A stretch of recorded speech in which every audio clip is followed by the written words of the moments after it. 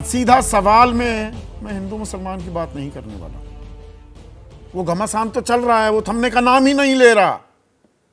सब मशगूल हैं हिंदू मुसलमान करने में ही, और दुनिया भर में टैरिफ वॉर का घमासान मचा हुआ है। हम गांधी जी के 3 बंदर बन के बैठे हुए हैं, ना बुरा देख रहे हैं, ना बुरा सुन रहे हैं, ना बुरा सोच रहे हैं या कह रहे हैं। कोई बात ही नहीं। वो एक गाना था ना, यार ने ही लूट लिया घर यार का। डोनाल्ड ट्रंप के बारे में हम कहते नहीं, उनकी शान में कसीदे पढ़ने से थकते नहीं थे। हवन भी कराए गए कि भाई ये राष्ट्रपति बन जाएं, ये भारत के दोस्त हैं। ऐसी दोस्ती यारी निभाई कि 19 लाख करोड़ रुपए का आज सुबह सुबह नुकसान हो गया था भारतवासियों को। बाजार धड़ाम। 11 करोड़ निवेशक हैं एनएसई पर जो रजिस्टर्ड हैं। सरकार चुप रहे, बाजार चुप नहीं रहता है। बाजार क्या संकेत दे रहा है?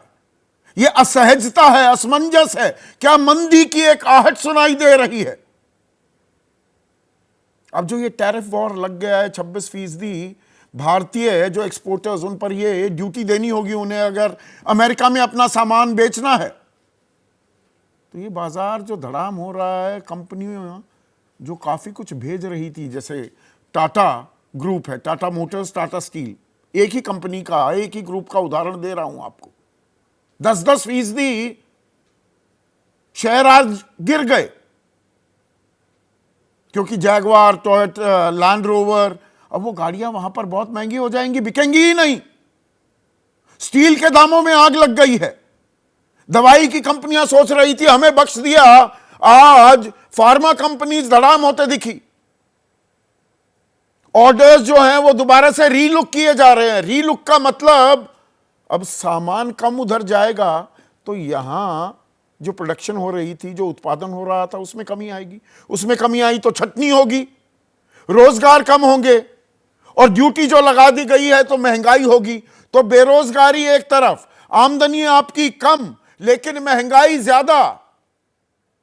कच्चे तेल की कीमतें वो $64 टू अ बैरल आ गए। ये एक बड़ा संकेत होता है, और हम इसके बारे में बात ही करने को तैयार नहीं। सरकार अधिकारी कोई प्रेस कॉन्फ्रेंस नहीं कर रही। क्या हमारी बातचीत हुई है? प्रधानमंत्री फरवरी में गए भी थे अमेरिका, वाणिज्य मंत्री गए। हमने क्या ट्रेड डील, उसका खाका क्या है अमेरिका के साथ जो हम करने वाले हैं? हम आपदा में अवसर कैसे तलाश सकते हैं? इन बातों पर चर्चा ना हो रही, और टीवी चैनल्स को भी कोई फुर्सत नहीं है, क्योंकि हिंदू मुसलमान है।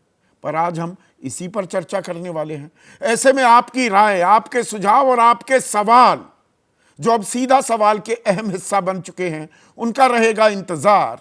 तो आज सुबह जब आम आदमी और निवेशकों की बात करूं, शेयर बाजार में 11 करोड़ लोग निवेश करते हैं एनएसई में, नेशनल स्टॉक एक्सचेंज में। वो उठे, 9:15 बजे बाजार खुलता है तो झटका लगा, धक्का, छोटा मोटा नहीं, जोर का झटका, धीरे से नहीं, जोर का झटका जोर से लगा। 19 लाख करोड़ सफाया हो गए एक झटके में। ऐसा गोता खाया बाजार ने। निफ्टी 1000 अंक तो लगभग 3000 अंक संवेदी सूचकांक, सेंसेक्स जिसे हम कहते हैं, बॉम्बे स्टॉक एक्सचेंज का, वो गिरता दिखाई दिया। और 3:30 बजे दोपहर में जब बाजार बंद हुआ, तब भी 14 लाख करोड़ का निवेशकों को नुकसान हुआ, और निफ्टी 742 अंक और सेंसेक्स 2226 अंक गिरकर बंद हुआ। और ये खून खच्चर जो है ना, ये सिर्फ भारतीय बाजारों तक सीमित नहीं था, दुनिया भर के बाजारों में गिरावट देखने को मिल रही है। दक्षिण कोरिया का बाजार 5.5%, 6.25%, ऑस्ट्रेलिया 8% के करीब, जापान का शेयर बाजार, चीन का 7%, हांगकांग का 13%, ताइवान का 9.25% बाजार गिरावट दर्ज करता दिखाई दिया। और ये किस लिए? डोनाल्ड ट्रंप, अमेरिका के राष्ट्रपति ने टैरिफ वॉर शुरू कर दिया। ये 2 तारीख को हुआ था, और तब से लेकर आज तक, आज हम 7 तारीख में है, 9 तारीख को ये लागू भी हो जाएंगी दरें। एक असमंजस, एक दुविधा, एक अनसर्टेनिटी बाजार में खड़ी कर दी है डोनाल्ड ट्रंप ने। और जहां पर फार्मा कंपनियों पर कि भाई यहां पर थोड़ा सा ये बच गए, उनको भी अब लपेटे में ले लिया है। और ये कहां थमेगा, कितना वक्त लगेगा? ये जो उथल पुथल मची है बाजार में, ये अपने आप में लाख टके का सवाल है। लेकिन ये कोई सवाल ही नहीं भारत में। यहां तो सब चंगासी, हिंदू मुसलमान जारी है, धर्म की अफीम चटा रखी है, शोभा यात्राएं निकल रही है, कहीं कब्र खोदी जा रही है, झंडे लेकर नारेबाजी की जा रही है। यह अपने आप में एक रोजगार है। रोजगार की किसे जरूरत है? काम मिला हुआ है ना हिंदू मुसलमान करने का। आमदनी की फिक्र नहीं। आजकल राजनीति ऐसी हो गई है कि रेवड़ियां बांटना जरूरी है चुनाव जीतने के लिए, तो मुफ्त का राशन भी मिल जाएगा, कुछ पैसे भी मिल जाते हैं, तो हो गया कल्याण। अब 25,753 शिक्षक अधर में लटक गया है उनका भविष्य। पश्चिम बंगाल में 2016 में भर्ती हुई थी, 2025 है। कलकत्ता हाई कोर्ट ने कहा कि नहीं, भ्रष्टाचार हुआ है, तो सारी नियुक्तियां रद्द। सुप्रीम कोर्ट ने भी बरकरार रखा फैसला। अब सारे ये 25,753 शिक्षक तो भ्रष्ट या गैर ईमानदार तरीकों से तो नहीं बने थे। इनमें ईमानदार भी, मेहनती लोग भी होंगे। अब आप रोते हुए देख रहे हैं वहां शिक्षकों को, और ऊपर से 4 साल का वेतन वापस भी करना होगा, ब्याज समेत। अब ये कैसा न्याय है? ये मेन हेडलाइन नहीं है किसी भी बड़े न्यूज चैनल की, कल अखबार भी देख लीजिएगा। रोजगार की परवाह किसे है? ये अपने आप में सवाल है। और ये तो बाजार साफ कह रहा है कि भाई यहां तो मांग पर असर पड़ेगा। जो भारतीय कंपनियां एक्सपोर्ट कर रही थी, निर्यात कर रही थी अमेरिका को, अब उसमें तो कमी आ जाएगी, क्योंकि वहां पर अमेरिकी जो लोग हैं, जो सामान मंगवाते हैं, वो कह रहे हैं दाम कम करो 15-20%, क्योंकि ड्यूटी लग जाएगी तो आपका माल तो वैसे ही महंगा हो गया। उतना ही प्रॉफिट मार्जिन होता है, वही तो मुनाफा कमाते हैं, तो कोई क्यों भेजेगा? तो माल अगर वहां नहीं भेजोगे, अगर मांग कम हो जाएगी तो यहां उत्पादन कम होगा। उत्पादन कम होगा तो रोजगार का संकट गहराएगा। वो नोटबंदी ने स्मॉल एंड मीडियम एंटरप्राइजेस, जो एसएमई सेक्टर था, उसकी तो रीढ़ की हड्डी ही तोड़ दी थी। अब बड़ी बड़ी कंपनियों पर भी गाज गिरने वाली है, और गिरती दिख रही है, और महंगाई बढ़ेगी। ये अपने आप में सीधे सीधे संकेत हो जाते हैं मंदी के। कच्चे तेल की कीमतें लगातार गिरती जा रही हैं।